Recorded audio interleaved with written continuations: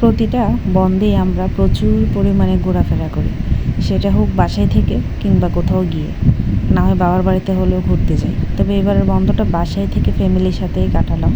ঈদের দিন দুপুরবেলা ভাত খাওয়ার পর বাচ্চাদের আবদার, তারা সি ওয়ার্ল্ডে যাবে, যেই কথা সেই কাজ, ওদের নিয়ে সি ওয়ার্ল্ডে চলে গেলাম।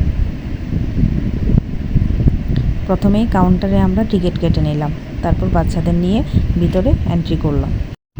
যেহেতু বাচ্চাদের আবদারে যাওয়া, তাই ওদের আনন্দরও যেন কোনো দিক থেকে একটুও কম না হয়, সেজন্য ওদেরকে মুক্ত পাখির মতো ছেড়ে দিয়েছিলাম। ওরা ওদের মতো করে এনজয় করে নিল। পিচ্চিটার অবস্থা দেখুন, ওর থেকে টায়ারটা বেশি বড় হবে, তারপরও সে এটা নিয়ে হেঁটে হেঁটে পিলপিল পায়ে চলে আসছিল পুলে নামার জন্য।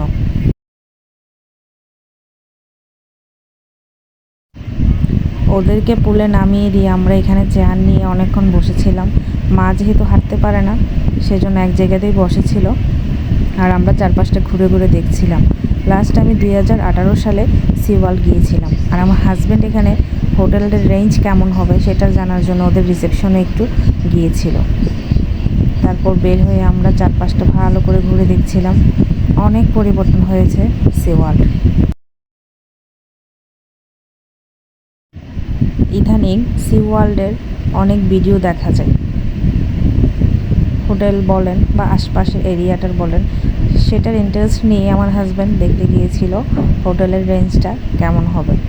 তবে রেঞ্জ যেমন, হোটেলটা দেখতেও তেমনই। ওদেরকে কোনোভাবেই পুল থেকে তোলা যাচ্ছিল না। বিরক্ত হয়ে আমরা অনেকক্ষণ বসে থাকতে থাকতে লাস্টে পপকর্ন খেলাম, আর ওখানে টিকিটের সাথে সবাইকে একটা করে কোক কিংবা ফান্টা ফ্রি দেয়, সেটাও খেয়ে নিলাম।